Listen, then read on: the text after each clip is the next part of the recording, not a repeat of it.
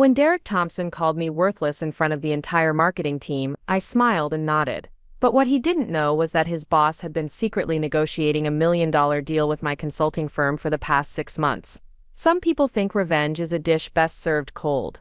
I learned it's actually best served with a side of irony and a presentation deck that changes everything.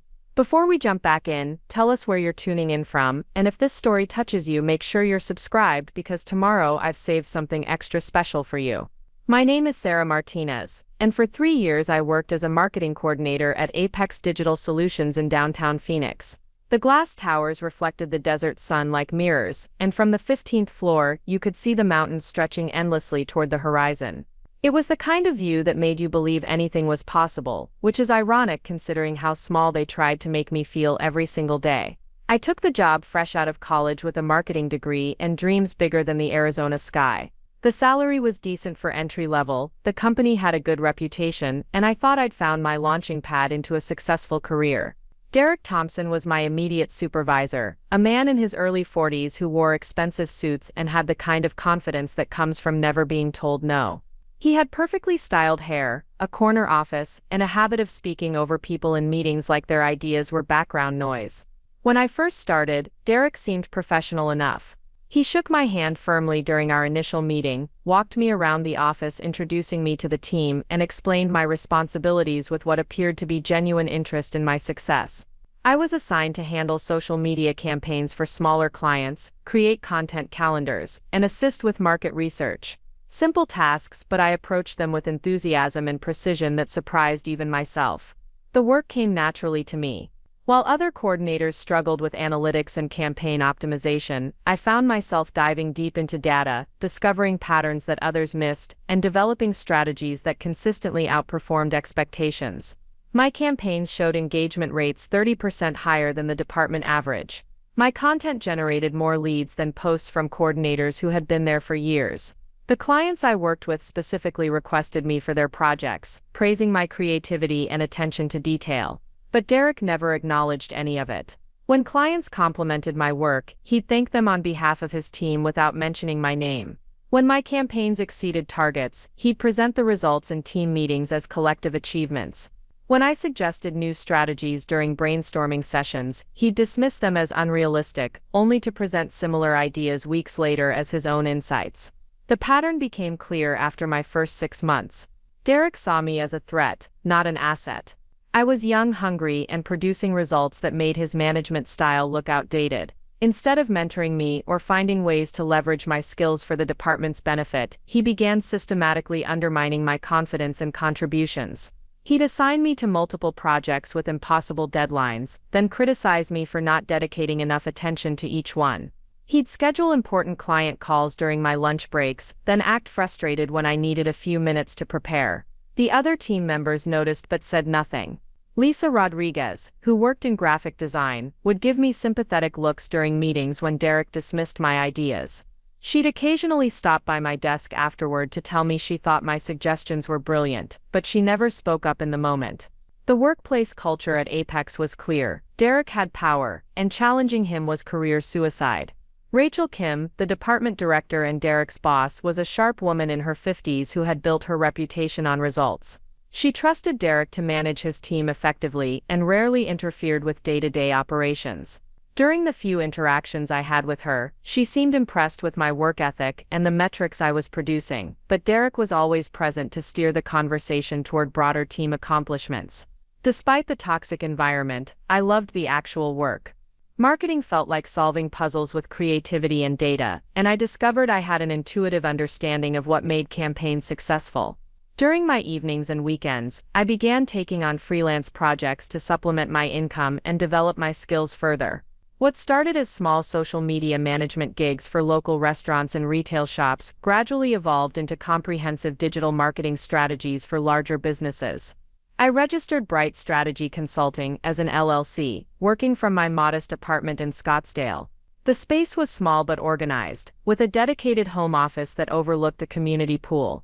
I invested in professional software, built a portfolio website, and slowly began attracting clients who needed the kind of strategic thinking that Apex charged premium rates for but rarely delivered. My freelance work was thriving, generating almost as much income as my day job, but I kept it completely separate from my life at Apex. The consulting business taught me lessons that my corporate job never could. Working directly with business owners and entrepreneurs, I learned to present ideas with confidence, negotiate contracts, and deliver results that directly impacted bottom lines. My clients valued my insights and implemented my recommendations, giving me a level of professional satisfaction that was completely absent from my experience at Apex. One evening, while working on a campaign strategy for a local tech startup, I received a message through my consulting website. The inquiry was from someone at Phoenix Tech Innovations, a rapidly growing software development company that specialized in business automation tools. They were looking for a marketing partner to help them expand their presence in the Southwest market, and they'd found my website through a referral from one of my existing clients. The initial conversation was promising. Phoenix Tech Innovations had ambitious growth goals, a solid product offering, and the budget to execute comprehensive marketing campaigns. They were frustrated with their current marketing agency, which was producing mediocre results despite charging premium fees. They wanted someone who could think strategically, execute flawlessly, and deliver measurable results. Over the next few weeks, I developed a detailed proposal for Phoenix Tech Innovations that outlined a 6-month digital marketing strategy. The proposal included market analysis, competitor research, content development, paid advertising. Preparing and narrating this story took us a lot of time, so if you are enjoying it, subscribe to our channel. It means a lot to us. Now back to the story. Campaigns, and social media management. It was the most comprehensive consulting package I'd ever created, and the potential contract value was significant enough to change my financial situation completely. During this same period, things at Apex were becoming increasingly difficult. Derek had begun micromanaging my work to an almost absurd degree, requiring me to get approval for social media posts that I'd been creating independently for months. He questioned every decision I made, from the hashtags I chose to the images I selected for campaigns. His criticism was constant and often contradictory, suggesting changes that would obviously reduce campaign effectiveness just to assert his authority. The stress was affecting my sleep and my confidence. I found myself second-guessing decisions that should have been automatic, overthinking simple tasks, and feeling anxious every time I had to interact with Derek. But my consulting work remained a source of energy and optimism. The contrast between how my freelance clients treated me and how Derek treated me was stark and increasingly difficult to ignore. Phoenix Tech Innovations accepted my proposal with enthusiasm, praising the depth of my analysis and the creativity of my strategic recommendations. The 6-month contract was worth more than my annual salary at Apex, and they hinted at additional opportunities if the initial engagement went well. I was careful to schedule all consulting work outside of my regular office hours, using vacation days for important client meetings and handling most communication through email and video calls. The campaign I developed for Phoenix Tech Innovations exceeded every performance metric we'd established. Their website traffic increased by 200%, lead generation improved by 150%, and their social media engagement rates were consistently higher than industry benchmarks. The client was thrilled with the results and began discussing a longer-term partnership that would include additional services and a significantly larger budget. Meanwhile, at Apex, Derek's behavior was becoming more erratic and vindictive. He'd begun scheduling last-minute meetings that conflicted with my planned consulting work, forcing me to reschedule client calls and work even later into the evenings. He questioned my dedication to the company, suggesting that I seemed distracted and uncommitted. During team meetings, he'd single me out for criticism over minor issues, while ignoring similar or worse mistakes made by other team members. The breaking point came during our monthly department review meeting. Derek had called the session to discuss recent campaign performance and upcoming projects. The conference room was packed with the entire marketing team, plus Rachel Kim and several representatives from other departments. Derek went through each team member's work systematically, offering feedback and setting expectations for the following month. When he reached my section of the presentation, his tone shifted noticeably. Instead of discussing the impressive metrics my campaigns had generated, he focused on a minor formatting error in one report and a social media post that had received fewer likes than expected. He criticized my time management, questioned my strategic thinking, and suggested that I was struggling to meet the basic requirements of my position. Then he said something that changed everything. Looking directly at me while addressing the room, he declared that some people simply weren't cut out for strategic marketing work, and that perhaps I'd be better suited for administrative tasks where my limitations wouldn't impact client relationships. He suggested that worthless employees who couldn't handle their current responsibilities shouldn't expect advancement opportunities, and that the department needed to focus on team members who could actually contribute value. The room fell silent. Even Derek seemed surprised by how harsh his words had sounded spoken aloud. I felt my face burning with embarrassment and anger, but I maintained my composure. I nodded professionally, made a note in my planner, and thanked him for the feedback. Inside, I was calculating exactly how much notice I'd need to give before transitioning my consulting business into a full-time venture. What Derek didn't know was that Rachel Kim had been having private conversations with Phoenix Tech Innovations about their remarkable turnaround in digital marketing performance. The client had been so impressed with their results that they'd reached out to Apex directly, asking if the agency would be interested in handling similar projects for other companies in their network. Rachel had been trying to identify which of her team members was responsible for the innovative strategies and exceptional execution that Phoenix Tech Innovations kept praising. The irony was about to become delicious, and Derek had no idea what was coming. The humiliation in that conference room didn't end when the meeting dispersed. Derek's words followed me back to my desk like a toxic cloud, settling over my workspace and making it difficult to concentrate on even the simplest tasks. My colleagues avoided eye contact as they filed past, some looking genuinely uncomfortable with what they'd witnessed, others seeming relieved that they hadn't been the target of Derek's verbal assault. Lisa Rodriguez was the first person to approach me after the meeting. She waited until Derek had left for lunch before sliding her chair over to my desk, her expression a mixture of sympathy and outrage. She spoke in hushed tones, glancing toward Derek's empty office to make sure he wasn't returning unexpectedly. She told me that what had happened was completely unprofessional, and that everyone in the room knew my work was consistently excellent. She'd been at Apex for 4 years, and had never seen Derek attack someone so publicly and personally. But sympathy, while appreciated, didn't change the fundamental reality of my situation. Derek had made his position clear. He saw me as a problem to be managed rather than a talent to be developed.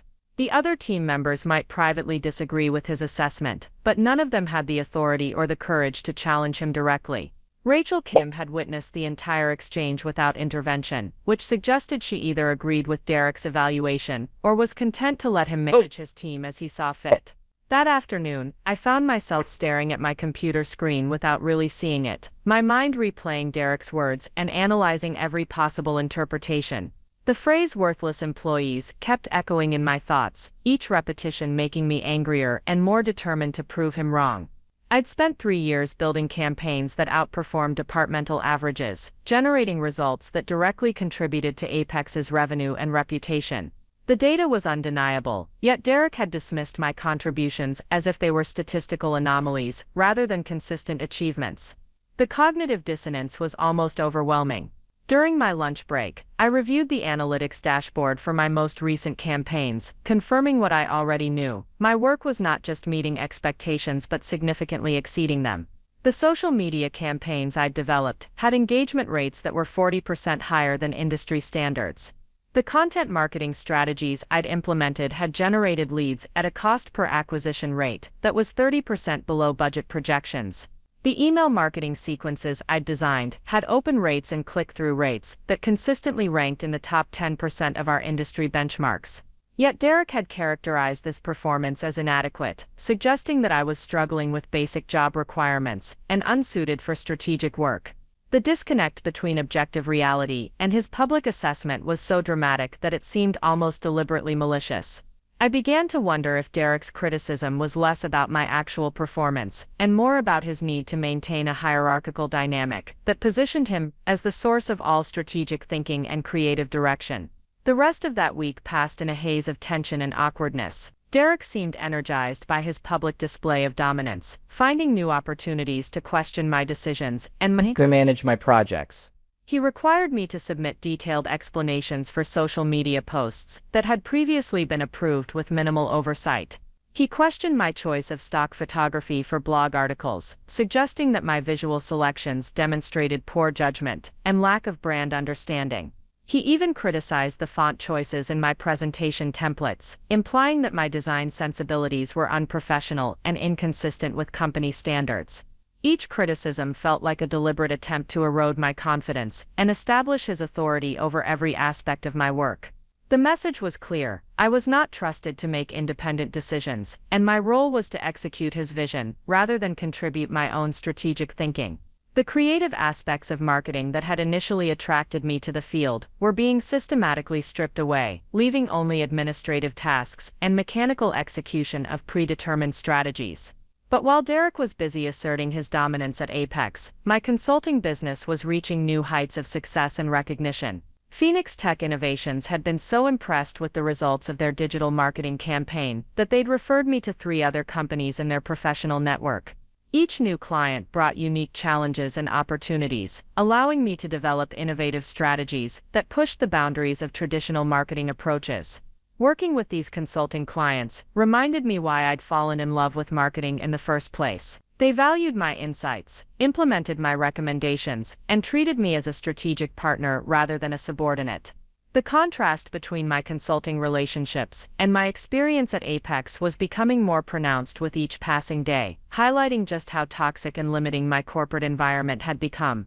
One particularly successful campaign I developed for a renewable energy startup had generated national attention, earning coverage in industry publications, and establishing my consulting firm as an emerging leader in sustainable business marketing. The case study had been featured in a prominent marketing blog, and I'd been invited to speak at several upcoming conferences about innovative approaches to purpose-driven advertising. The recognition was professionally validating, but also personally significant. After years of having my contributions minimized or ignored at Apex, seeing my work acknowledged and celebrated by industry leaders felt like emerging from a fog of self-doubt and remembering who I actually was. The positive feedback and professional opportunities confirmed what I'd begun to suspect. The problem wasn't my capabilities or my performance, but rather the environment I was working in and the people who were evaluating my contributions. During this same period, I noticed that Rachel Kim had been asking subtle questions about my background and experience during our brief interactions. She seemed genuinely interested in my educational background, my previous internships, and my long-term career goals. The conversations were casual and seemingly random, but there was an undercurrent of evaluation that suggested she was forming her own opinions about my potential and capabilities. Rachel had built her reputation at Apex through strategic thinking and an ability to identify talent that others overlooked. She'd been promoted to department director after successfully leading several high-profile campaigns that had significantly expanded the company's client base and revenue. Her approach to management was notably different from Derek's, emphasizing collaboration and empowerment rather than control and micromanagement.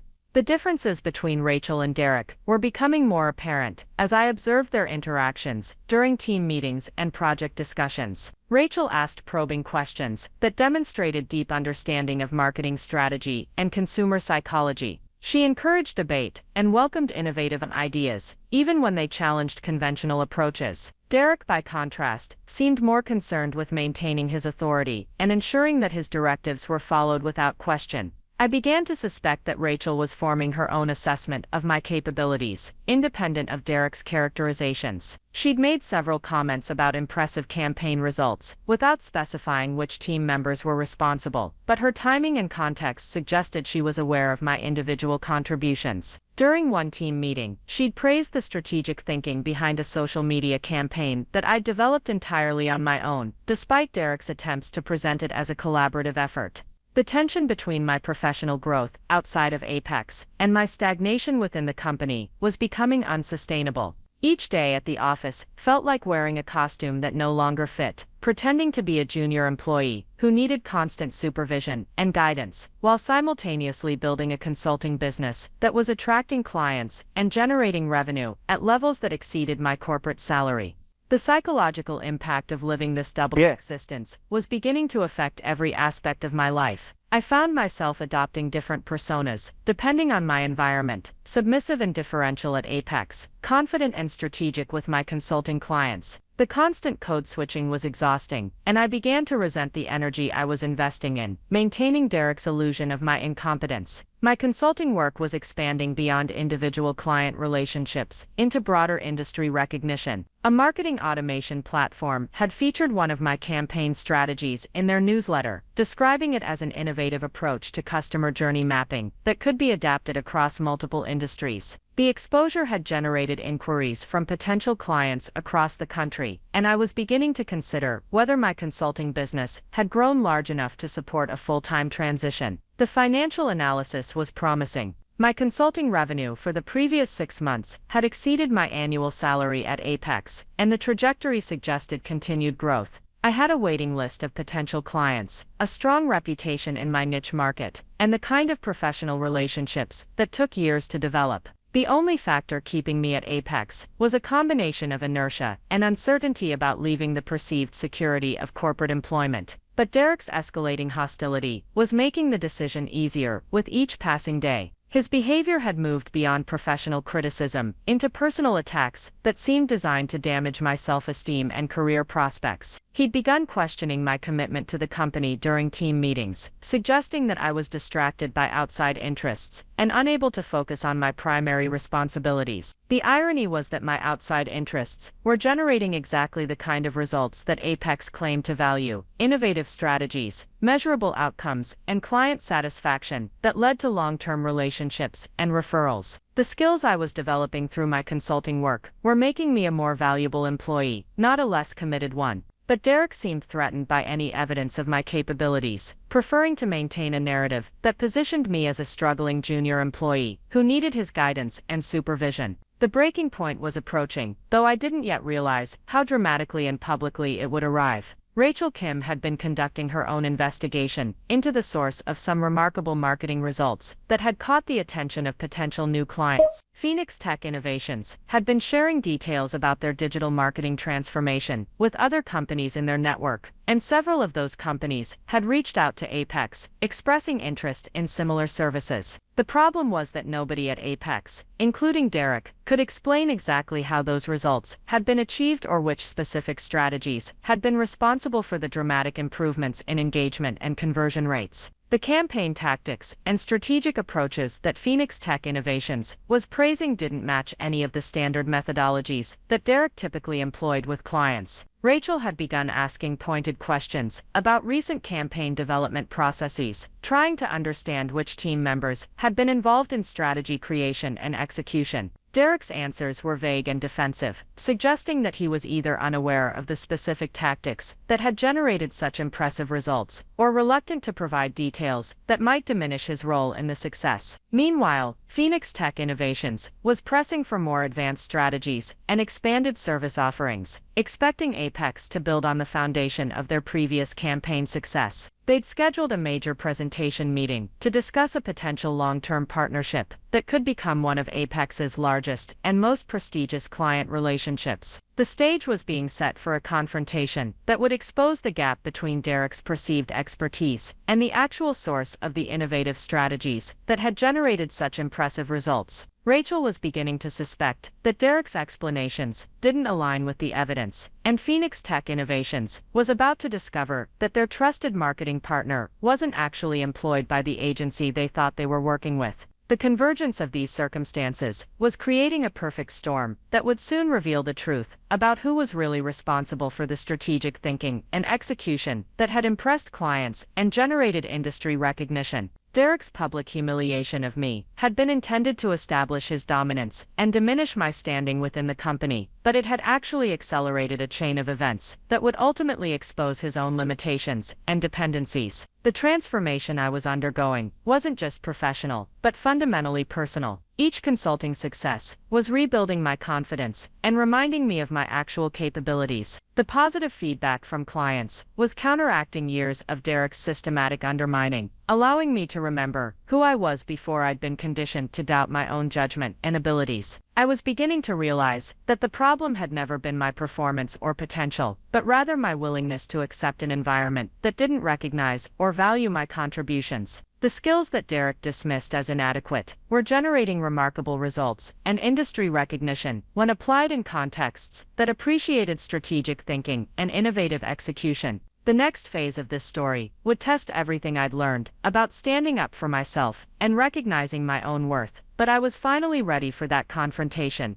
The weeks following Derek's public humiliation felt like living in two completely different universes. At Apex Digital Solutions, I was the struggling coordinator who apparently couldn't handle basic responsibilities and needed constant supervision. But in my apartment in Scottsdale, working late into the night with my laptop and my growing list of consulting clients, I was a strategic marketing expert whose campaigns were generating industry buzz and impressive revenue growth. The psychological whiplash was intense. During the day, I'd sit through meetings where Derek questioned my ability to choose appropriate hashtags for social media posts, treating me like an intern who needed remedial training in basic marketing concepts. Then I'd go home and participate in video calls with CEOs and business owners who valued my strategic insights and implemented my recommendations without hesitation. The contrast was so stark that I sometimes wondered if I was living in some kind of alternate reality. My consulting business had evolved far beyond what I'd originally envisioned when I started taking on freelance projects to supplement my income. Bright Strategy Consulting now had a professional website, a growing portfolio of case studies, and a reputation for delivering results that exceeded client expectations. The renewable energy startup campaign that had gained national attention was just one example of the innovative work I was producing outside of Apex's restrictive environment. What had started as a side hustle was becoming a legitimate business, with the potential for significant growth and expansion. I'd established relationships with graphic designers, copywriters, and web developers who could handle specialized aspects of client projects, allowing me to focus on strategy development and campaign management. The network I was building consisted of talented professionals who shared my commitment to excellence and creative problem solving. The financial growth was equally impressive. My consulting revenue had increased by 300% over the past year, and I was regularly turning down projects because my schedule was completely booked. The rates I was charging reflected the value I was delivering, and clients were willing to pay premium prices for strategies that generated measurable results. Several clients had already renewed their contracts for extended engagements, and referrals were generating more opportunities than I could realistically handle while maintaining my full-time position at Apex. But the most significant development was the recognition I was receiving from industry leaders and publications. The case study featuring my renewable energy campaign had been republished in 3 different marketing journals, each one highlighting different aspects of the strategic approach I'd developed. Marketing conferences were inviting me to speak about innovative digital strategies, and I'd been quoted in several articles about emerging trends in purpose-driven advertising. The irony was becoming more pronounced with each achievement. While Derek was publicly questioning my basic competencies, marketing professionals across the country were recognizing my work as cutting-edge and strategically sophisticated. The disconnect between these two realities was so dramatic that it would have been comical if it hadn't been so personally damaging to endure Derek's constant criticism and micromanagement. Phoenix Tech Innovations had become my flagship client, and their success story was attracting attention from other companies in the technology sector. The comprehensive digital marketing strategy I developed for them had not only exceeded their initial goals, but had established them as a thought leader in their industry. Their CEO had been featured in several business publications, crediting their marketing transformation for the company's rapid growth and increased market visibility.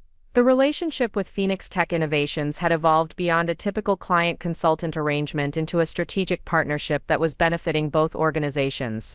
They were referring other companies to my consulting firm, and I was developing specialized expertise in technology sector marketing that was becoming increasingly valuable in the current business environment. The revenue from this single client relationship was approaching 6 figures annually, with potential for significant expansion as their business continued to grow.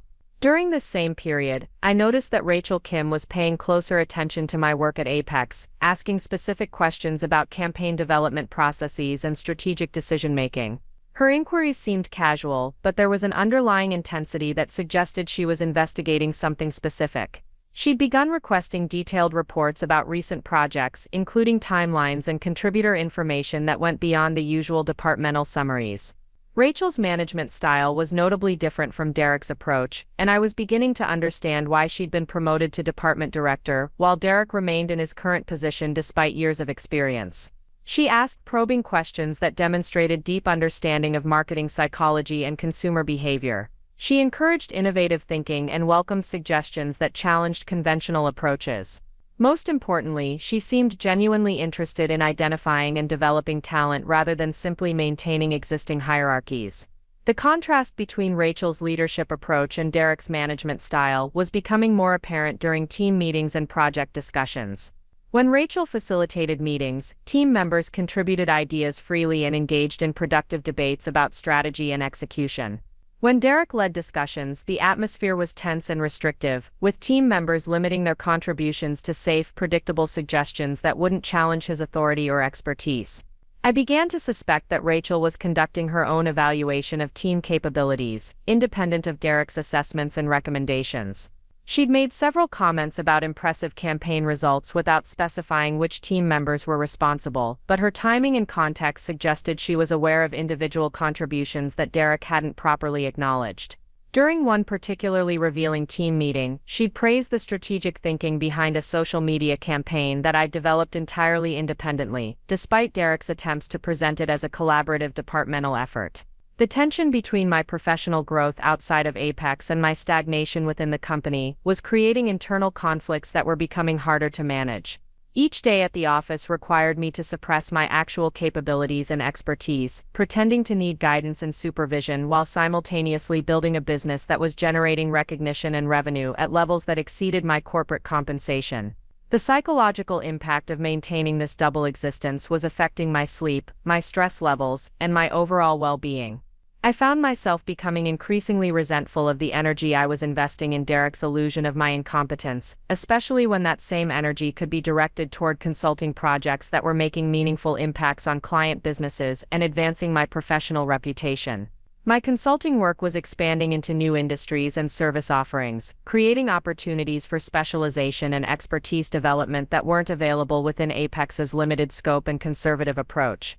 I was working with startups, established corporations, and nonprofit organizations, each presenting unique challenges that required creative problem-solving and strategic innovation. The diversity of projects was accelerating my professional development and building a skill set that was becoming increasingly valuable in the evolving digital marketing landscape. The recognition I was receiving extended beyond individual client relationships into broader industry acknowledgement.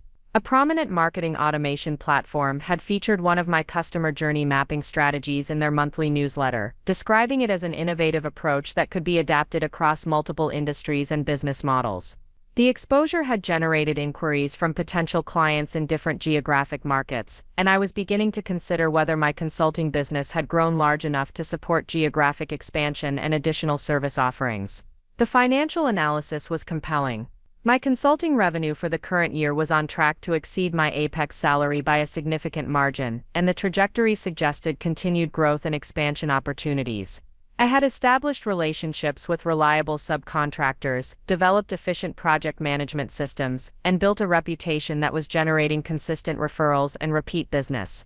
The infrastructure for a successful full-time consulting practice was already in place and functioning effectively.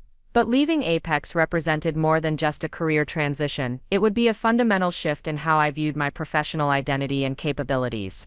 For 3 years, I'd allowed Derek's assessments and criticisms to influence my self-perception, gradually accepting limitations that weren't based on objective reality, but rather on his need to maintain a particular power dynamic. Breaking free from that psychological framework required acknowledging that the problem had never been my performance or potential, but rather my willingness to accept an environment that didn't recognize or value my actual contributions. The breakthrough moment came during a routine client check-in call with Phoenix Tech Innovations. Their marketing director mentioned that they'd been sharing details about their digital marketing transformation with other companies in their professional network, and several of those companies had expressed interest in working with the agency that had delivered such impressive results. She asked if I could facilitate an introduction to my colleagues at Apex Digital Solutions, since they were interested in exploring similar strategic partnerships. The request created an immediate dilemma. Phoenix Tech Innovations believed they were working with Apex Digital Solutions, not realizing that their primary contact and strategy developer was actually an independent consultant who happened to be employed by the agency in a completely unrelated capacity. The success they were celebrating and referring to other companies was entirely the result of my consulting work, not anything that had been developed or implemented through Apex's official client services. I realized that Rachel Kim's recent inquiries about campaign development processes were likely connected to the referral requests that Apex was receiving from companies in Phoenix Tech Innovations network. She was probably trying to understand which team members had been responsible for the innovative strategies that were generating such positive client feedback and industry recognition. Derek's vague and defensive responses to her questions made sense now. He was unable to explain tactics and approaches that he hadn't developed or implemented. The convergence of these circumstances was creating a situation that would soon expose the reality behind the success that Phoenix Tech Innovations was praising.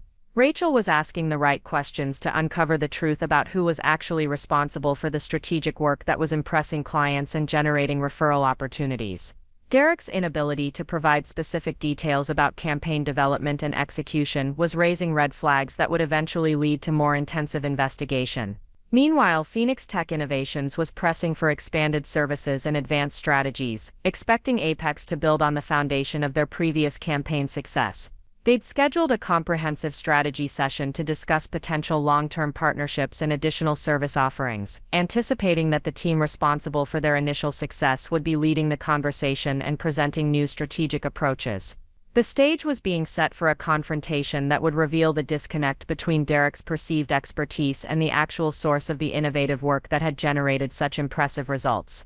Rachel's investigation was leading her toward conclusions that would challenge Derek's authority and credibility within the department. Phoenix Tech Innovations was about to discover that their trusted marketing partner wasn't actually employed by Apex in the capacity they'd assumed. The transformation I was experiencing wasn't just professional but fundamentally personal. Each consulting success was rebuilding my confidence and helping me remember my actual capabilities and potential. The positive feedback from clients was counteracting years of Derek's systematic undermining, allowing me to develop a more accurate and empowering self-assessment based on objective results and industry recognition. I was beginning to understand that accepting Derek's characterization of my abilities and potential had been a choice, not an inevitable consequence of my actual limitations. The skills he dismissed as inadequate were generating remarkable results and professional opportunities when applied in environments that valued strategic thinking and innovative execution. The problem had never been my capabilities, it was my willingness to accept an environment that systematically undermined and minimized my contributions. The next phase of this story would test everything I'd learned about recognizing my own worth and standing up for my professional interests, but I was finally ready for that challenge. The pivotal moment arrived on a Tuesday morning that started like any other, with Derek scheduling an impromptu team meeting to discuss what he called performance inconsistencies and strategic alignment issues. The conference room was packed with the usual suspects, the entire marketing team, Rachel Kim, and several department heads who rarely attended our routine meetings. The energy in the room felt different, more formal and consequential than our typical weekly check-ins. Derek had prepared an elaborate presentation about team productivity metrics and individual contribution assessments. He clicked through slides that analyzed campaign performance, budget utilization, and client satisfaction scores, speaking with the kind of authority that comes from believing your own narrative regardless of contradictory evidence. His tone was professorial and condescending, as if he were explaining basic concepts to students who had repeatedly failed to grasp fundamental principles. When he reached the section about my performance, Derek's criticism was more detailed and personal than usual. He displayed a chart showing what he claimed were declining engagement rates on my social media campaigns, despite the fact that my actual metrics had consistently exceeded departmental averages. He questioned my strategic thinking capabilities, suggesting that my approach to content development was too simplistic for sophisticated client requirements.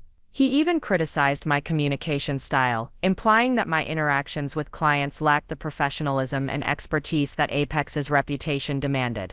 The attack was so comprehensive and vindictive that several team members shifted uncomfortably in their seats, clearly recognizing that Derek's assessment didn't align with the reality of my work performance.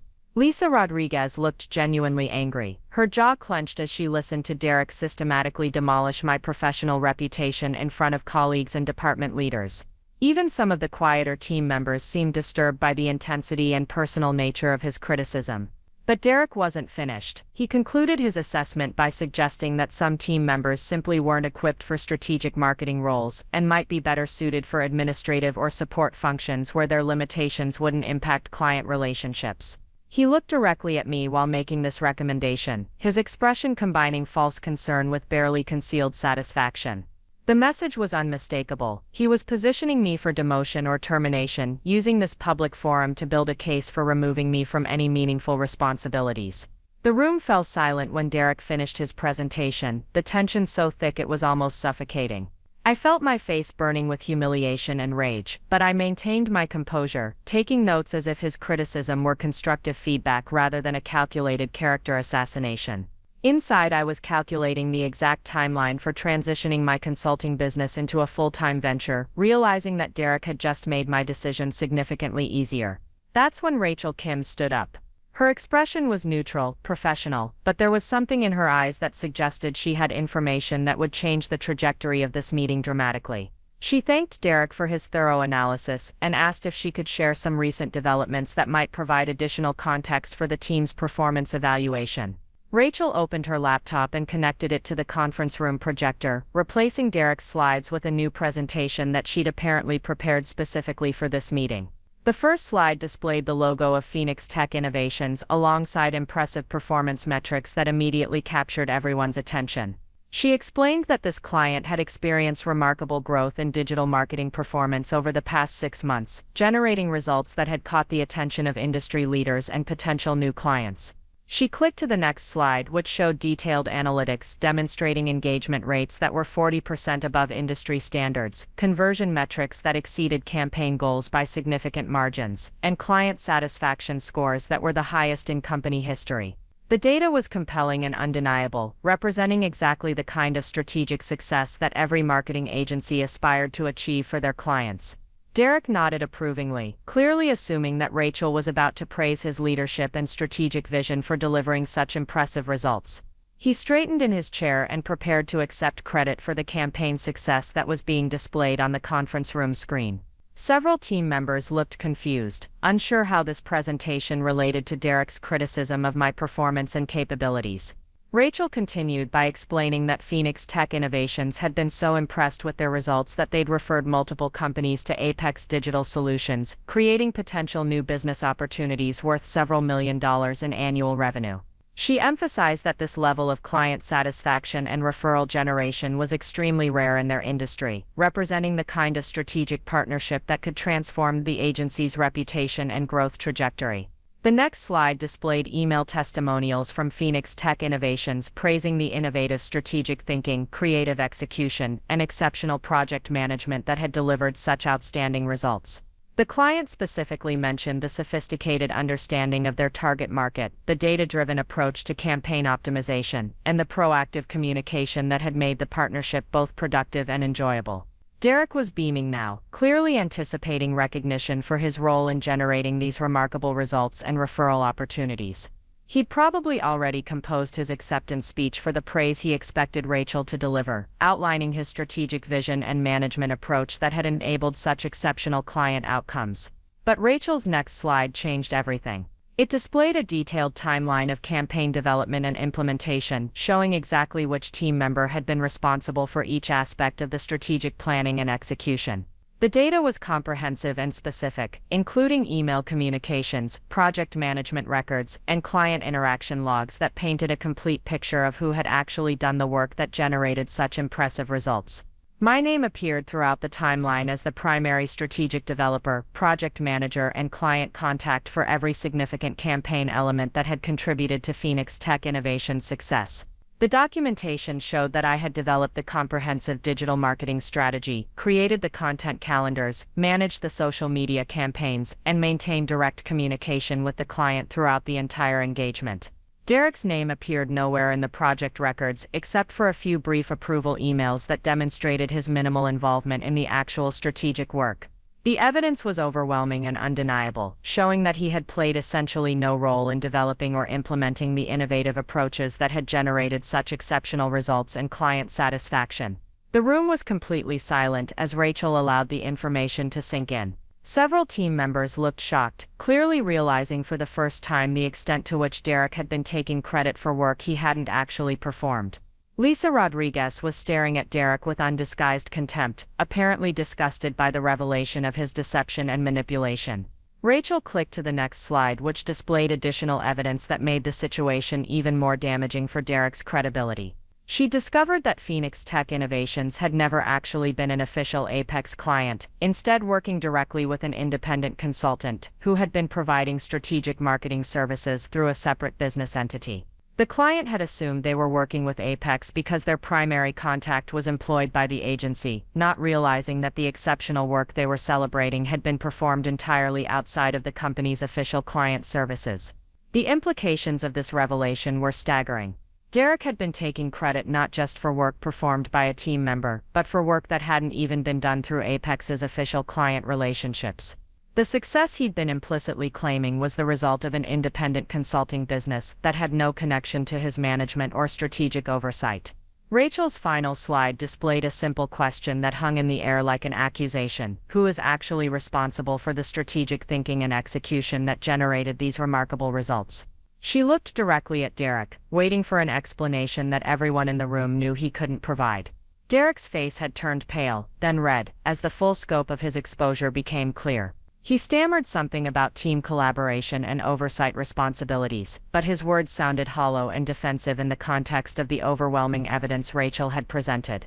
He'd been caught taking credit for work he hadn't done, claiming expertise he didn't possess, and building his professional reputation on accomplishments that belonged to someone else. But the confrontation wasn't over. Rachel turned to address me directly, her expression shifting from investigative to congratulatory. She explained that Phoenix Tech Innovations CEO had specifically requested a meeting with the strategic team responsible for their marketing transformation, expressing interest in expanding their partnership and potentially investing in additional service offerings.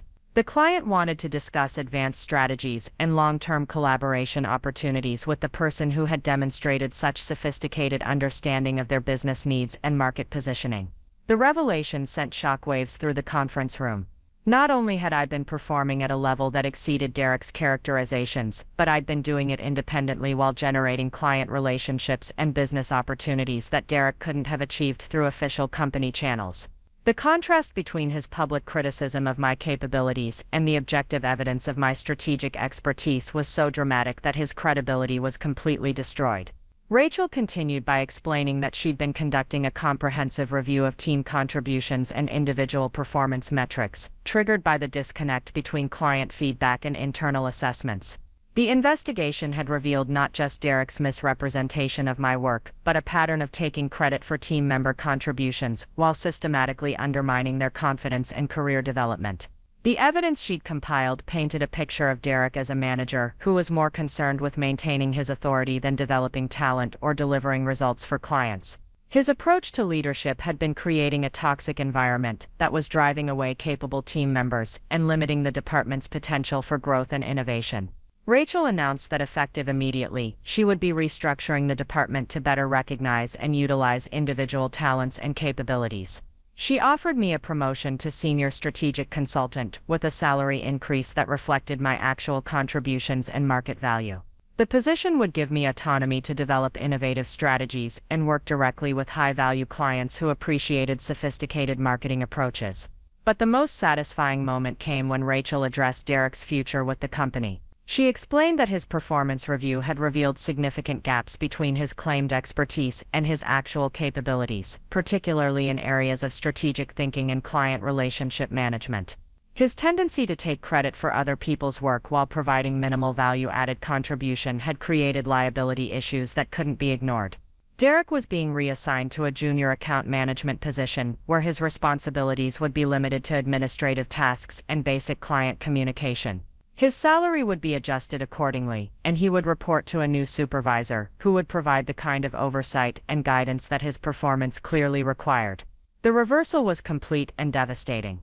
Derek, who had spent months publicly questioning my competence and suitability for strategic work, was being demoted to a position that reflected his actual capabilities and contributions.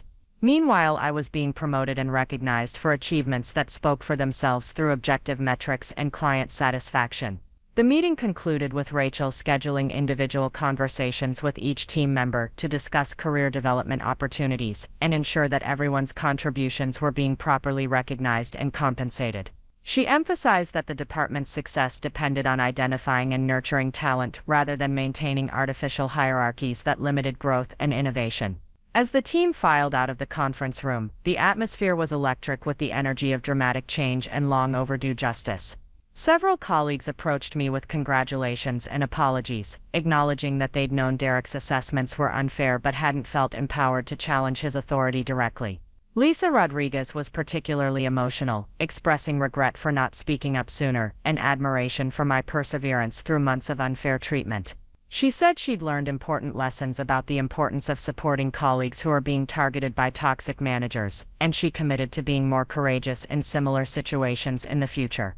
Derek himself avoided eye contact as he gathered his materials and left the conference room, his humiliation complete and his authority permanently destroyed. The man who had called me worthless in front of the entire team was now facing the consequences of his own inadequacies and ethical failures. That afternoon, I met with Rachel to discuss the details of my promotion and the strategic direction for my new role. She apologized for allowing Derek's behavior to continue for so long, explaining that she'd been gathering evidence to ensure any personnel decisions were supported by comprehensive documentation. She'd suspected that Derek was misrepresenting team contributions, but the extent of his deception had exceeded even her worst assumptions. Rachel was particularly interested in my consulting business and the innovative strategies I'd developed for clients outside of Apex. She proposed a partnership arrangement that would allow me to maintain my independent consulting practice while also contributing to Apex's strategic capabilities and client offerings. The arrangement would benefit both parties. I would have the resources and support of an established agency, while Apex would gain access to cutting-edge strategies and client relationships that were already generating impressive results. The proposal was generous and forward-thinking, reflecting the kind of collaborative leadership approach that Derek had never demonstrated. Rachel understood that talented professionals needed autonomy and recognition to perform at their highest levels, and she was willing to create innovative arrangements that benefited everyone involved. Within a month, my new role at Apex had transformed not just my professional responsibilities but my entire career trajectory. I was leading strategic initiatives for the agency's most important clients, developing innovative campaigns that were generating industry recognition, and mentoring junior team members who showed promise for strategic thinking and creative problem-solving. The partnership with my consulting business created synergies that neither venture could have achieved independently. Apex gained access to specialized expertise and established client relationships, while my consulting practice benefited from the resources and credibility of an established agency. The arrangement was generating revenue and recognition that exceeded both parties' individual capabilities. Derek's demotion had ripple effects throughout the department that improved morale and productivity significantly. Team members who had been suppressed by his authoritarian management style began contributing innovative ideas and taking ownership of strategic initiatives. The collaborative environment that Rachel fostered allowed everyone to perform at higher levels and develop their capabilities more effectively. The contrast between Derek's approach to leadership and Rachel's management philosophy became a case study in how different styles impact team performance and individual development. Derek's need to control and diminish others had created an environment that limited everyone's potential, while Rachel's commitment to empowerment and recognition was unleashing creativity and innovation that benefited the entire organization.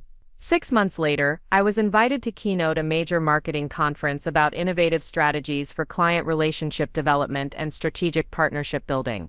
The presentation drew from my experience building successful consulting relationships and transitioning those partnerships into expanded agency offerings. The audience included marketing professionals from across the country, many of whom implemented strategies I developed and achieved similar results in their own client relationships. During the question and answer session, someone asked about overcoming workplace obstacles and dealing with managers who don't recognize or support innovative thinking. I shared my story about Derek's systematic undermining and the importance of building evidence of your capabilities independent of internal recognition. The response was overwhelmingly positive, with many attendees expressing appreciation for the honest discussion about workplace dynamics and power structures that can limit professional development. The conference presentation was recorded and shared widely within the marketing community, generating speaking opportunities at additional events and establishing my reputation as both a strategic innovator and an advocate for professional empowerment. The recognition validated not just my technical capabilities but my ability to inspire and educate other professionals who were facing similar challenges in their own careers. Derek's trajectory after his demotion was predictably downward. Unable to maintain the illusion of expertise without other people's work to claim as his own, his performance in the junior account management role revealed the extent of his actual limitations. Within a year, he'd left Apex entirely, reportedly struggling to find positions that matched his inflated self-assessment and salary expectations. The lesson was clear: sustainable success requires genuine capability and ethical behavior, not just political maneuvering and credit-taking. Derek's approach to career advancement had created temporary advantages that ultimately collapsed when subjected to objective evaluation and accountability. Meanwhile, my consulting business continued expanding, now operating as a strategic partnership with Apex that was generating opportunities for both ventures. The recognition I'd received through industry conferences and publications was attracting high-value clients who appreciated innovative approaches and strategic sophistication. The financial success exceeded anything I'd imagined when I first started taking on freelance projects to supplement my corporate salary. But perhaps the most satisfying aspect of the transformation was the personal growth and confidence that came from standing up for my professional worth and capabilities. Derek's attempts to diminish my self-perception had ultimately strengthened my resolve and clarified my understanding of my actual value in the marketplace. The experience taught me that accepting other people's limited assessment of your capabilities is a choice, not an inevitable consequence of objective limitations. Derek's characterization of me as worthless had been projection of his own insecurities and fears, not an accurate evaluation of my potential or performance. Today I mentor other professionals who are dealing with toxic managers and workplace environments that don't recognize their contributions. The strategies I share focus on building evidence of capability, developing alternative sources of validation, and maintaining confidence in your own worth regardless of external criticism or undermining. The story that began with Derek calling me worthless in front of our entire team ended with him losing his authority, his credibility, and eventually his job, while I gained recognition, advancement, and the kind of professional satisfaction that comes from having your actual capabilities acknowledged and rewarded. Sometimes the people who try to diminish you are really just revealing their own limitations and fears. Derek's need to call me worthless said everything about his insecurities and nothing about my actual value. The irony was that his attempts to destroy my confidence ultimately accelerated my recognition and success, while destroying his own credibility and career prospects. The most powerful revenge isn't retaliation, it's simply becoming so successful that your critic's opinion becomes irrelevant. Derek thought he was putting me in my place, but he was actually putting himself out of business. The transformation that followed Rachel's explosive revelation wasn't just professional Mino, it was a complete reconstruction of everything I thought I knew about power, worth, and the price of staying silent. Derek's public humiliation in that conference room had been swift and devastating, but the real work of rebuilding began in the weeks that followed, when the dust settled and I had to figure out who I was without his voice constantly telling me who I wasn't.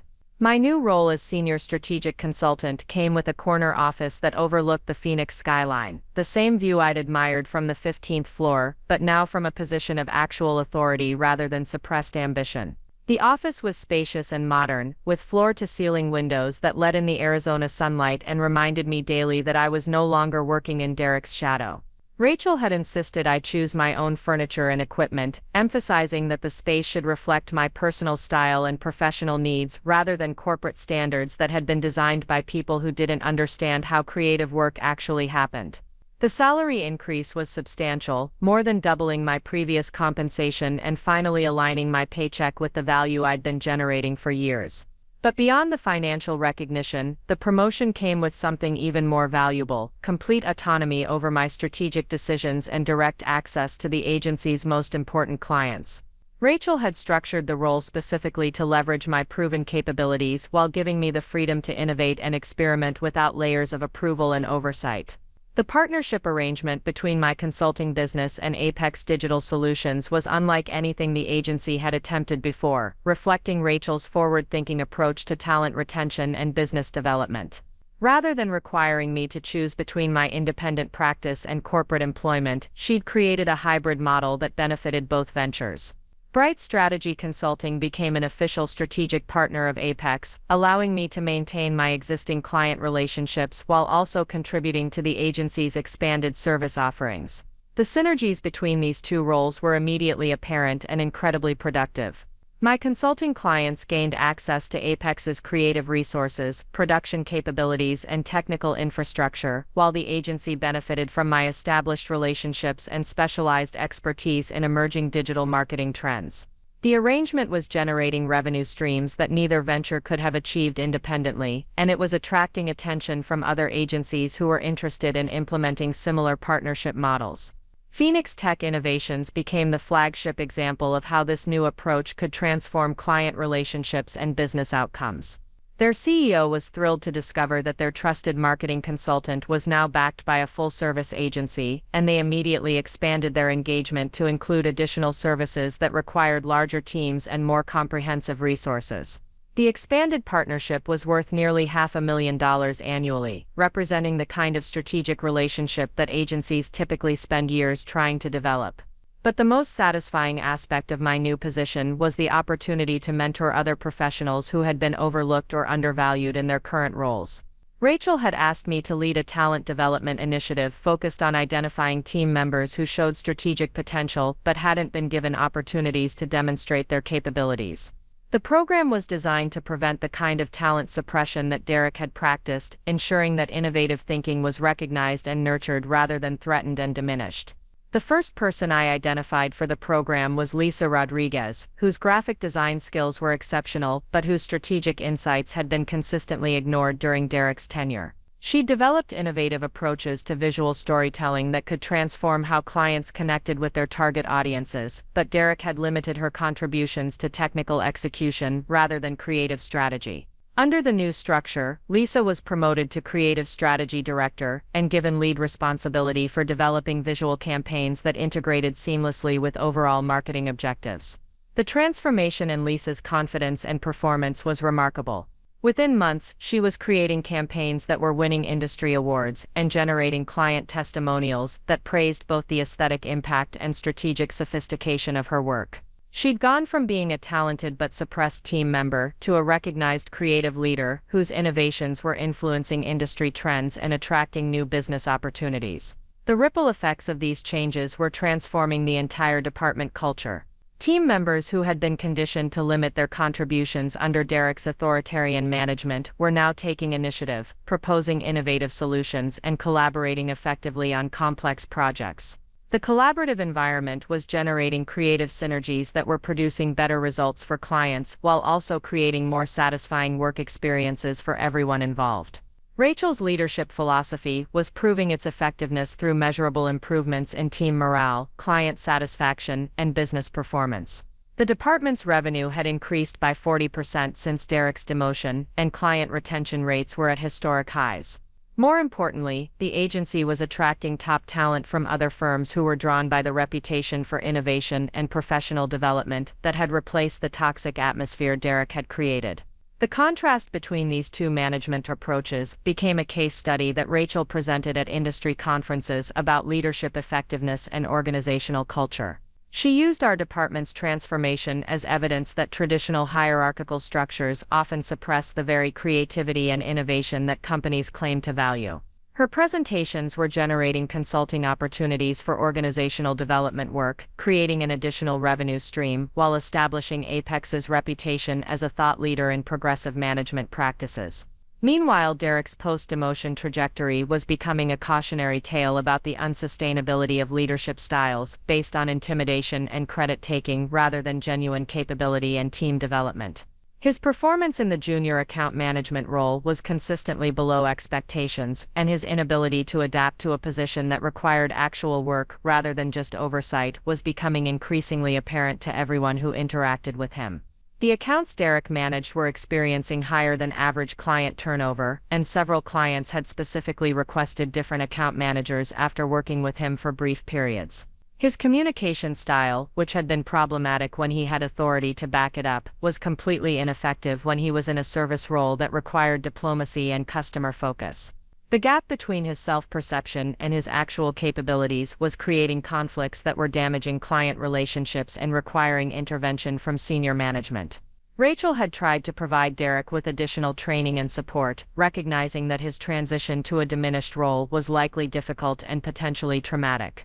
But his resistance to feedback and unwillingness to acknowledge his limitations were making it impossible to help him succeed in his new position. He seemed to view the role as temporary punishment rather than an opportunity to develop actual skills and rebuild his professional reputation through demonstrated competence. The inevitable conclusion came about 8 months after his demotion, when Derek submitted his resignation rather than face a formal performance improvement plan that would have required him to meet specific objectives under close supervision. His departure was met with relief rather than regret by most team members, who had found his bitter attitude and passive-aggressive behavior disruptive to the positive culture that was developing under Rachel's leadership. Derek's exit interview revealed the extent to which he blamed external factors for his professional struggles, rather than acknowledging his own contribution to the conflicts and failures that had led to his downfall. He criticized Rachel's management style, questioned the fairness of his performance evaluation, and suggested that the agency's new direction was misguided and unsustainable. His inability to accept responsibility for his actions or learn from his mistakes virtually guaranteed that he would encounter similar problems in future positions. The job market proved less receptive to Derek's inflated self-assessment than he had anticipated. Despite his years of experience and previous title, his references from Apex were lukewarm at best, and his interview performance revealed the gaps between his claimed expertise and his actual capabilities. He eventually accepted a position with a smaller agency at a significantly reduced salary, but even that arrangement lasted less than a year before ending in mutual dissatisfaction. The contrast between Derek's declining trajectory and my ascending career path was stark but not entirely satisfactory. While there was certainly vindication in seeing the person who had tried to destroy my confidence face consequences for his behavior, the real satisfaction came from building something positive rather than just witnessing someone else's failure.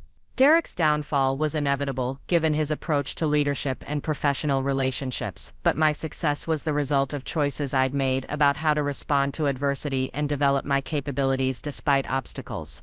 The speaking opportunities that grew out of my conference presentations were opening doors to consulting relationships with organizations across the country. Companies were hiring me to help them identify and develop overlooked talent, restructure their marketing departments for better innovation and collaboration, and implement strategic approaches that had proven successful in my work with Phoenix Tech Innovations and other clients. These consulting engagements were financially lucrative but also personally fulfilling, allowing me to help other professionals who were facing similar challenges to what I'd experienced under Derek's management.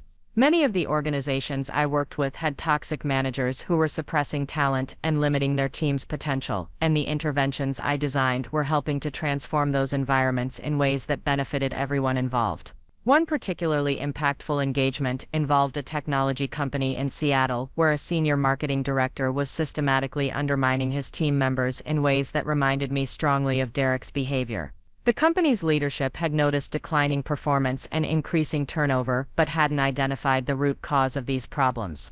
My assessment revealed that several highly capable team members were being prevented from contributing their best work by a manager who felt threatened by their skills and potential. The solution required both structural changes and individual development work.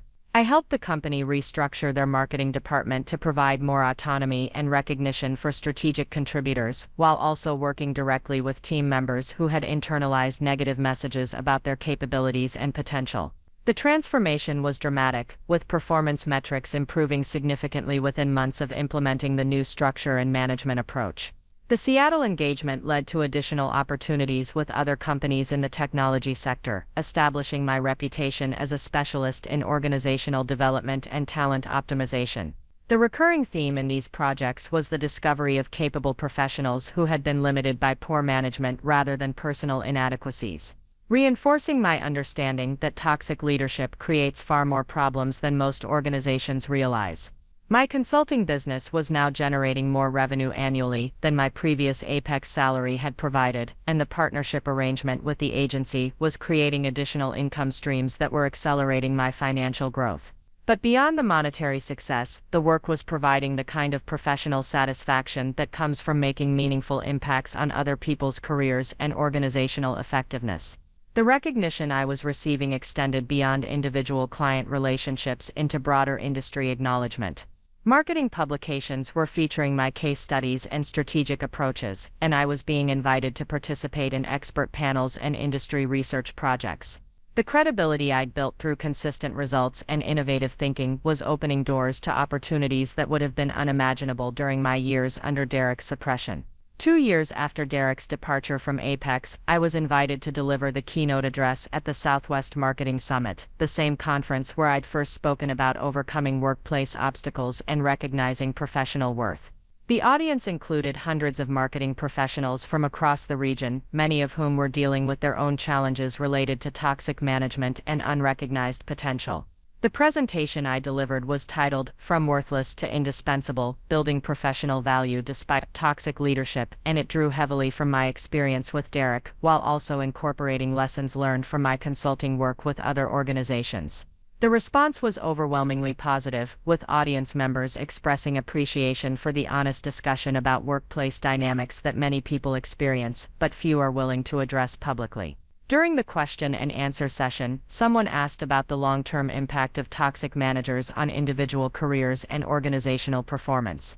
I explained that the damage extends far beyond the immediate victims to include lost innovation, reduced productivity, and decreased competitiveness that affects entire companies and industries. The economic cost of poor management is substantial but often invisible, making it difficult for organizations to recognize and address these problems proactively. Another question focused on strategies for building resilience and maintaining confidence when facing systematic undermining and criticism. I emphasized the importance of developing external sources of validation and evidence of capability, such as the consulting business that had provided me with objective feedback about my skills and potential. The key was creating opportunities to demonstrate competence outside of toxic environments, while building the financial and emotional resources needed to eventually escape those situations. The keynote presentation was recorded and shared widely within the marketing community, generating speaking opportunities at additional conferences and establishing my reputation as both a strategic innovator and an advocate for professional empowerment. The visibility was attracting new clients and partnership opportunities, while also creating a platform for addressing systemic issues that affect many professionals but receive limited attention in traditional business education and development programs. The transformation of my career and personal life was complete but ongoing. The confident, successful professional I'd become was built on the foundation of skills and potential that had always existed, but had been suppressed by Derek's toxic management and my own acceptance of his limited assessment of my worth. The difference wasn't in my capabilities, which had remained consistent throughout the experience, but in my environment, and my willingness to recognize and assert my actual value. The lesson that emerged from this journey was that accepting other people's negative judgments about your potential is a choice, not an inevitable consequence of objective limitations. Derek's characterization of me as worthless had been projection of his own insecurities and professional inadequacies, not an accurate evaluation of my skills or potential. The problem had never been my capabilities, it was my willingness to allow someone else's fears and limitations to define my understanding of what I could achieve. The mentoring work I was doing with other professionals facing similar challenges was perhaps the most meaningful aspect of my transformed career. Helping people recognize their own worth and develop strategies for escaping toxic situations was creating positive impacts that extended far beyond individual success stories. Each person who found the courage to stand up for their professional value was contributing to cultural changes that would benefit future generations of workers. The financial success and industry recognition were gratifying, but the personal growth and self-knowledge that came from surviving and ultimately thriving after Derek's attempts to destroy my confidence were invaluable. The experience had taught me that resilience isn't just about enduring difficult circumstances, but about maintaining clarity about your own worth and potential despite external pressure to accept limitations that aren't based in reality. Today, when I look out the windows of my corner office at the Phoenix skyline, I remember the person I was 3 years ago who accepted Derek's assessment of my worth and potential. That person wasn't less capable or talented than the successful professional I've become. She was simply operating in an environment that systematically undermined her confidence and limited her opportunities to demonstrate her actual capabilities. The empire I've built from the ashes of Derek's attempts to destroy my career isn't just about professional success or financial achievement. It's about the fundamental recognition that every person has the right to work in an environment that recognizes and nurtures their potential rather than suppressing it out of fear or insecurity. Derek thought he was putting me in my place, but he was actually showing me exactly where I didn't belong and giving me the motivation to build something better. The man who called me worthless in front of our entire team ultimately became worthless himself, not because I wished harm upon him, but because his approach to leadership and professional relationships was unsustainable and destructive. Meanwhile, the person he tried to diminish has become indispensable, not just to my current organization but to the broader professional community that values innovation, integrity, and the kind of leadership that empowers others rather than diminishing them. Sometimes the greatest gift your critics can give you is the motivation to prove them wrong by becoming everything they said you could never be. Derek's attempts to limit my potential ultimately accelerated my growth and success, while his own limitations became increasingly apparent until they destroyed his career and reputation. The story that began with public humiliation and systematic undermining ends with professional triumph and personal empowerment, but the real victory isn't in Derek's downfall or my success. It's in the understanding that no one has the power to determine your worth except you, and that toxic people reveal more about their own limitations than they ever could about yours. The years that followed my public vindication at Apex brought changes I never could have imagined during those dark months when Derek's daily humiliations made me question everything I thought I knew about my own capabilities. Success, I discovered, wasn't just about proving your critics wrong or achieving professional recognition. It was about using your platform to create opportunities for others who were trapped in the same cycles of diminishment and suppression that I'd experienced. My consulting practice had evolved into something far beyond what I'd originally envisioned when I first started taking on freelance projects to supplement my corporate income. Bright Strategy Consulting was now a full-service organizational development firm with offices in 3 cities and a team of specialists who focused on identifying and nurturing overlooked talent within corporate environments. We developed proprietary assessment tools and intervention strategies that could quickly identify toxic management patterns and implement structural changes that unleashed previously suppressed potential. The methodology we'd created was based on the understanding that most performance problems in corporate environments weren't actually about individual inadequacies but about systemic issues that prevented capable people from demonstrating their true abilities. Our approach focused on removing barriers rather than trying to fix people who weren't actually broken, and the results were consistently dramatic and measurable. One of our most successful interventions involved a Fortune 500 technology company where an entire marketing division was underperforming despite having recruited top talent from leading universities and competitor organizations. Traditional consulting firms had recommended replacing personnel and restructuring reporting relationships, but our analysis revealed that the division's problems stemmed from a senior director who was systematically undermining team members in ways that were subtle enough to avoid HR attention but destructive enough to cripple productivity and innovation. The director in question reminded me strongly of Derek, employing similar tactics of public criticism, credit appropriation, and strategic exclusion from important decisions and opportunities. Like Derek, he'd built his reputation by taking ownership of other people's achievements while ensuring that his team members never gained enough confidence or visibility to challenge his authority. The pattern was so familiar that addressing it felt like conducting an exorcism of my own professional past. Our intervention required both immediate tactical changes and long-term cultural transformation.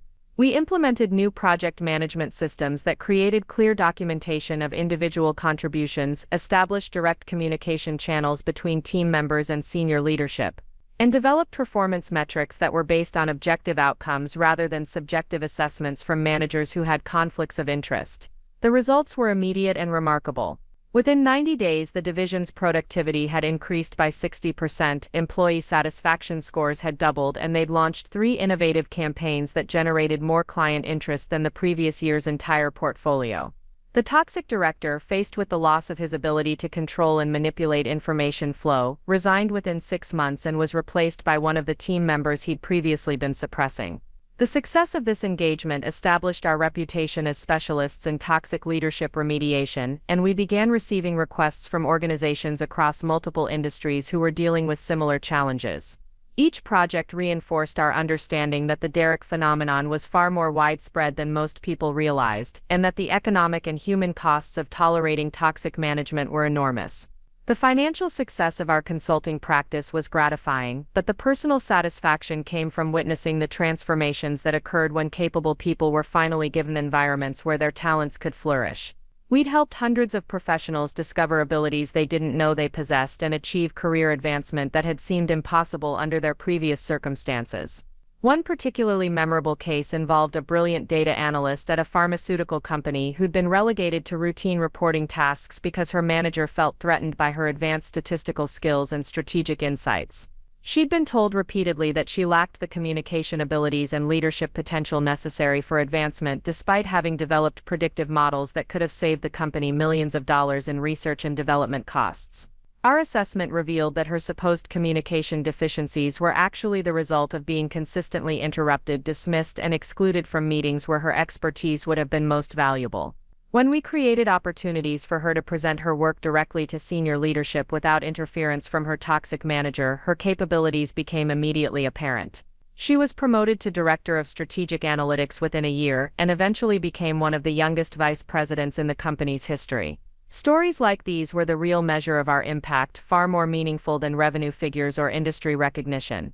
Each professional we helped escape toxic situations represented not just an individual success but a ripple effect of positive change that would influence their future colleagues, team members, and organizational cultures. The speaking opportunities that grew out of our consulting work were creating platforms for addressing systemic issues that affected millions of workers but received limited attention in traditional business education and leadership development programs. I was invited to deliver keynote presentations at major conferences, participate in academic research projects, and contribute to policy discussions about workplace culture and management effectiveness. One of my most impactful presentations was delivered at the National Leadership Summit, where I addressed an audience of senior executives and HR professionals about the hidden costs of toxic management. The data we'd compiled from our consulting engagements painted a stark picture of how destructive leadership styles were limiting organizational performance and creating competitive disadvantages that most companies didn't recognize or acknowledge.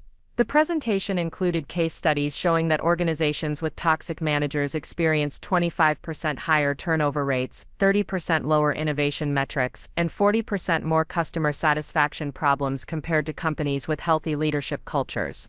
The financial implications were staggering, with some organizations losing millions of dollars annually due to the ripple effects of poor management that they attributed to other causes.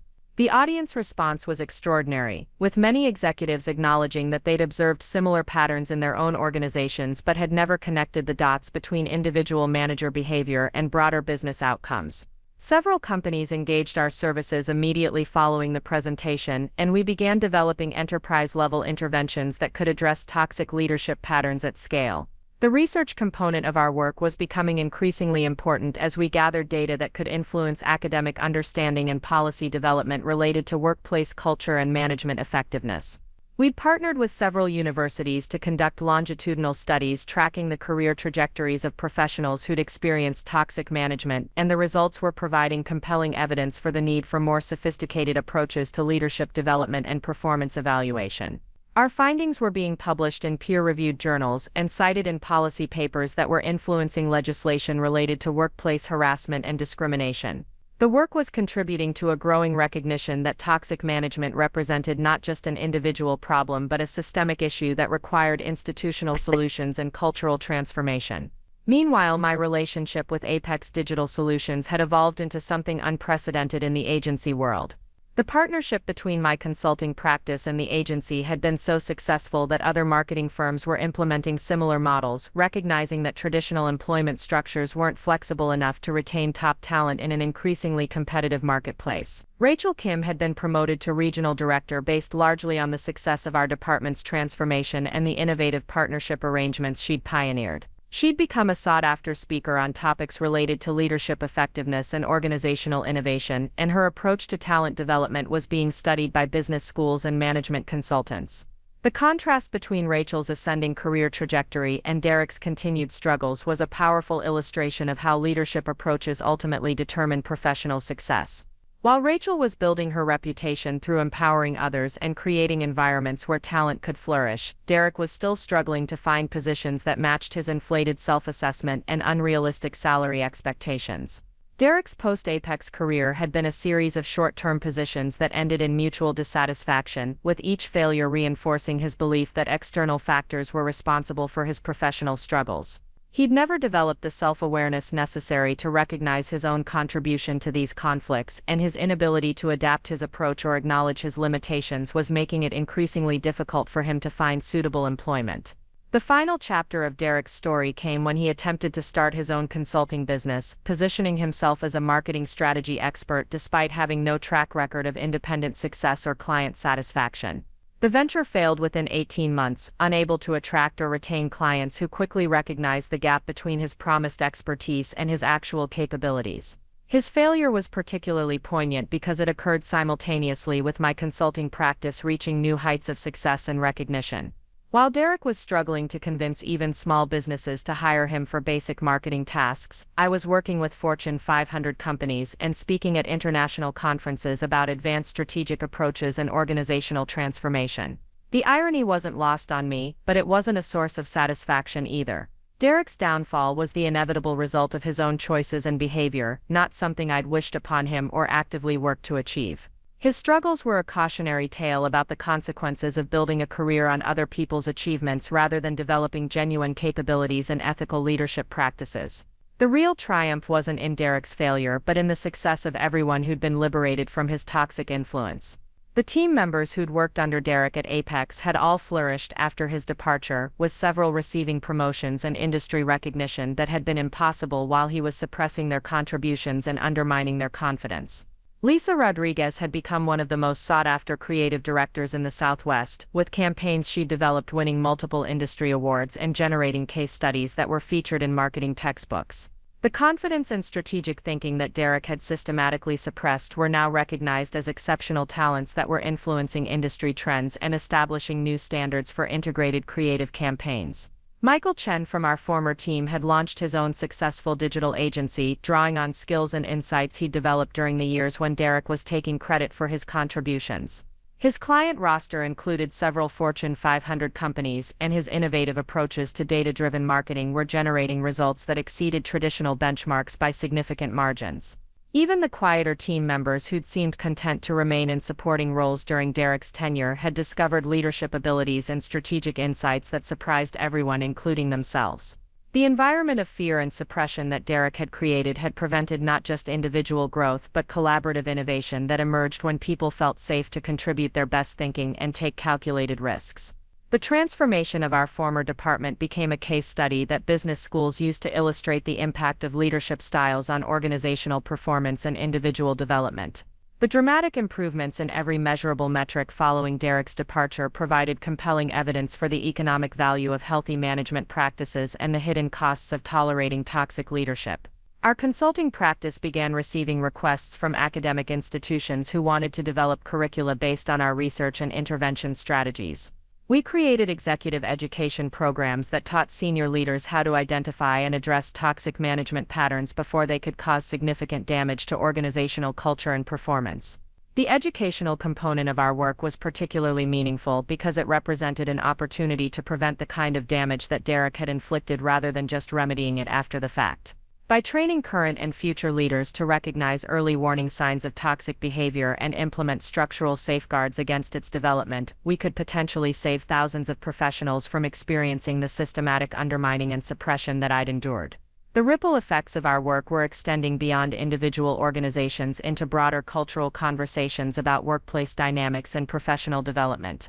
Media outlets were featuring stories about toxic management and its impact on career advancement, with particular attention to how these patterns disproportionately affected women and minorities who were already facing additional barriers to professional success. The visibility of these issues was creating accountability pressures that were forcing organizations to take toxic leadership more seriously and implement more sophisticated approaches to management evaluation and development. Companies were beginning to recognize that tolerating destructive managers represented not just an ethical problem but a competitive disadvantage that could significantly impact their ability to attract and retain top talent. My personal journey from Derek's target to industry leader had become a symbol of resilience and empowerment that was inspiring other professionals to recognize their own worth and resist attempts to diminish their capabilities and potential. The speaking engagements and media interviews I was doing included specific strategies and resources that people could use to document their contributions, build external validation networks, and develop the financial and emotional resources necessary to escape toxic situations. The mentoring work I was doing with individual professionals was perhaps the most rewarding aspect of my transformed career. Each person who found the courage to stand up for their professional value and refuse to accept limiting assessments of their potential was contributing to cultural changes that would benefit future generations of workers. One particularly impactful mentoring relationship involved a young marketing coordinator at a tech startup who was experiencing systematic undermining from her supervisor that reminded me strongly of my early experiences with Derek. She was brilliant and innovative but had begun to internalize the criticism and doubt her own capabilities just as I had during the worst periods of Derek's management. Working with her required not just strategic advice about career development but emotional support and confidence rebuilding that addressed the psychological damage that toxic management inevitably creates. We developed a comprehensive plan that included documenting her contributions, building external professional relationships, and creating alternative sources of validation and feedback that weren't filtered through her toxic supervisor. The transformation was remarkable. Within a year, she'd built a portfolio of freelance clients, gained recognition for innovative campaigns that her supervisor had previously claimed credit for, and eventually started her own successful marketing agency. Her success story became another example of how capable people could flourish when given environments that recognized and nurtured their talents rather than suppressing them. The financial independence that my consulting practice had provided was meaningful not just for personal security but for the freedom it gave me to choose projects and clients based on their potential for positive impact rather than just revenue generation. I was able to take on pro bono work with nonprofit organizations and social enterprises that were addressing important causes but couldn't afford premium consulting rates. This philanthropic component of our practice was creating additional opportunities to demonstrate that business success and social responsibility weren't mutually exclusive. The campaigns we developed for environmental organizations, educational initiatives, and social justice causes were generating impressive results, while also building our reputation as consultants who understood the importance of purpose-driven marketing and authentic stakeholder engagement. The long-term perspective that success had provided was helping me understand that my experience with Derek, while personally difficult, had ultimately been transformative in ways that shaped not just my career but my understanding of leadership, resilience, and the responsibility that comes with professional influence. The challenges I'd faced had developed capabilities and insights that were now benefiting hundreds of other professionals and dozens of organizations. The speaking engagements that had grown out of my consulting work were creating platforms for addressing systemic issues that extended far beyond individual toxic managers to include organizational cultures, institutional practices, and societal expectations that enabled and perpetuated destructive leadership patterns. The conversations I was participating in were contributing to broader cultural shifts toward more accountable and empowering approaches to professional development and career advancement. 10 years after Derek first called me worthless in that conference room, I was invited to deliver the keynote address at the Global Leadership Excellence Conference, speaking to an audience of senior executives from around the world about the economic and human costs of toxic management and the competitive advantages that organizations could gain by implementing more sophisticated approaches to talent development and performance evaluation. The presentation drew from a decade of research and intervention work that had generated compelling evidence about the relationship between leadership quality and organizational performance. The data we'd compiled showed that companies with healthy management cultures consistently outperformed their competitors across multiple metrics, including profitability, innovation, customer satisfaction, and employee retention. The audience response was extraordinary, with many executives acknowledging that they'd never fully understood the connection between individual manager behavior and broader business outcomes.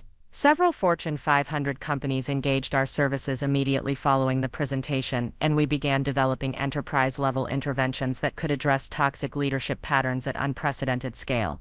The recognition I received following that keynote presentation included invitations to join corporate boards, participate in policy development initiatives, and contribute to academic research projects that were influencing the next generation of business leaders and management practices. The platform that had grown from my experience with Derek was now providing opportunities to influence systemic changes that could prevent thousands of other professionals from experiencing similar suppression and undermining. The full-circle nature of this transformation wasn't lost on me.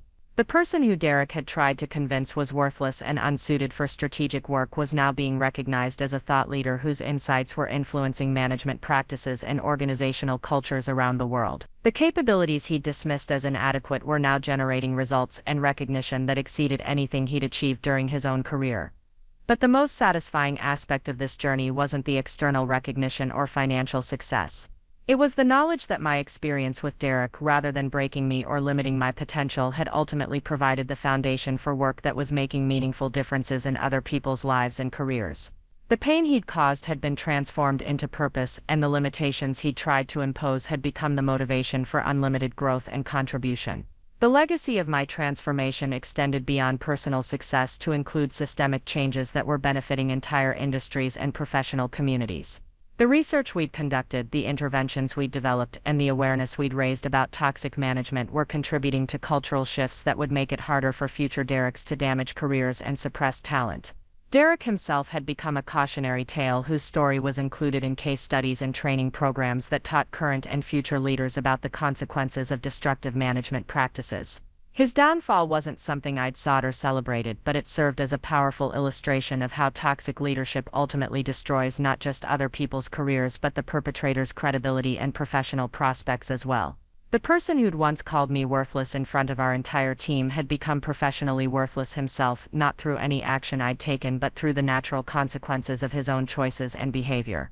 Meanwhile, the career he'd tried to destroy had become the foundation for influence and impact that extended far beyond anything either of us could have imagined during those difficult days at Apex. Sometimes the people who try hardest to convince you that you're worthless are really just revealing their own deepest fears about their inadequacy and irrelevance. Derek's attempts to diminish me were ultimately projection of his own insecurities and limitations, and his downfall was the inevitable result of trying to build success on a foundation of other people's suppressed potential rather than his own genuine capabilities. The empire I'd built from the ashes of his destructive management wasn't just about professional achievement or financial success. It was about the fundamental recognition that every person deserves to work in an environment that recognizes and nurtures their potential rather than suppressing it out of fear or inadequacy. Derek had unknowingly given me the greatest gift possible, the motivation to prove that his assessment of my worth was not just wrong but spectacularly irrelevant to what I could actually achieve when given the opportunity to demonstrate my true capabilities. Up next, you've got 2 more standout stories right on your screen. If this one hit the mark, you won't want to pass these up, just click and check them out.